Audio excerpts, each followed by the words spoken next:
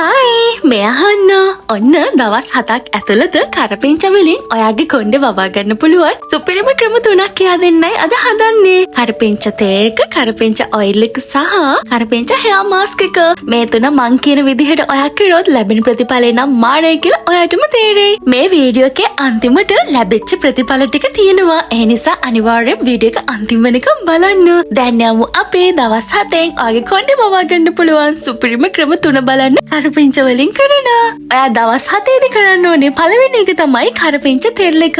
කරපිංච ටිකක් අරගෙන එතන වතුර තියෙන්න බෑ. හරිද? වතුර නැතුව කරපිංච ගන්න. ඊට පස්සේ පොල් තෙල් චුට්ටක් එකතු කරලා ඔයාට හොඳට මේක ලිපේ සාමාන්‍ය ගින්දරේ හදා ගන්නයි තියෙන්නේ. විනාඩි 5ක් විතර ඇති. ඔයාට පේනවනේ මෙන්න මේ කොළ පාට ලස්සන කොළ පාට චුට්ටක් තද කොළ පාට වගේ වෙනකොට ටක් ගාලා ගන්න කර ගන්න එපා. මේ කරපිංච තෙල් එකෙන් මාරම විදිහට ප්‍රතිඵල හම්බෙලා තියෙනවා. ඒක කරපු අය දන්නවා. SLVK මීඩියා YouTube channel එකට ගියොත් ඔයාලට මේක අලුත් දෙයක් නෙමෙයි. ඉතින් ඒ නිසා මම ඒ ගැන ඔයාලට වීඩියෝ එක අන්තිමට කියන්නම්කෝ. තෙල් එක හදාගෙන ඒක චුට්ටක් හොඳට නිමෙන්න දීලා ඔයාලට පුළුවන් බෝතලයකට දාලා මේ සතියේදී ඔයාට ගන්න ඕනේ. හරියටම දවසක් ඇර දවසක් අනිවාර්යෙන් try කරන්න. ඔයා ගොඩාක් වැඩට යන කෙනෙක් නම් බිසි කෙනෙක් නම් අඩුම තරමේ දවස් 7ේදී දවස් 2ක්වත් try කරන්න මේ hair oil එක ගන්න. තෙල් එක ගාලි ඉවර වෙලා පැයක කාලයක් තියලා හොඳට wash කරාට කිසිම ප්‍රශ්නයක් නැහැ. ඒ නිසා දවස් 7ේදී කරපිංච තෙල් එක ඔයා අනිවාර්යෙන් දවසක් ඇර දවසක්වත් ගානේ try කරනවා නම් ප්‍රතිඵලය ලබා ගන්න පුළුවන්. අපි ළඟට යමු ඊළඟ ස්ටෙප් එකට. ඊට පස්සේ අපිට තියෙන්නේ කරපිංච තේ පානය.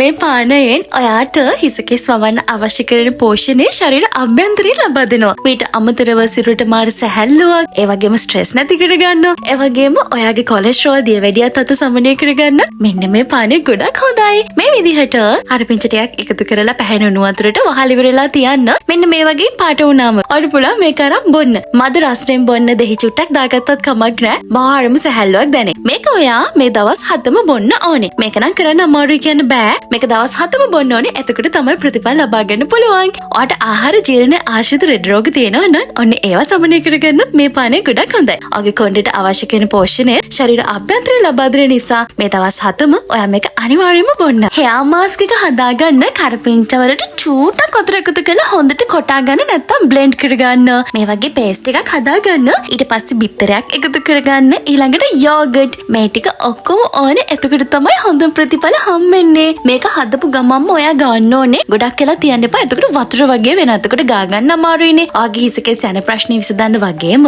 හිස්හොරි ප්‍රශ්නේ විසඳ ගන්න. ඒ වගේම හිසකේස් හොඳට ගන්නට ශක්තිමත්ව වර්ධනය කරන්න මේ හෙයා මාස්ක් එක හොඳයි. දවස් 7ේදී ඒ කියන්නේ සතිය ඇතුළතදී ඔයා මේ හෙයා මාස්ක් එක එකපාරක් කරාම හොඳටම ඇති. හෙයා මාස්ක් එක හොඳට ඔයාගේ හිස් කබලට වගේම කොණ්ඩේට මුළු කොණ්ඩේටම ගාලි ඉවර වෙලා පැය භාගයක කාලයක් ඉඳලා වොෂ් කරන්නයි තියෙන්නේ. හොඳට මතක තියාගන්න දවල්ට අවුව තියෙන වෙලාවක මේක කරන්න. නැත්නම් ඔයාලට හෙම්බිරිස්ස සෙම ගතිය වැඩි වෙන්න පුළුවන්. ඒ නිසා මේක තමයි third step එක. මේක අනිවාර්යයෙන්ම කරගන්න.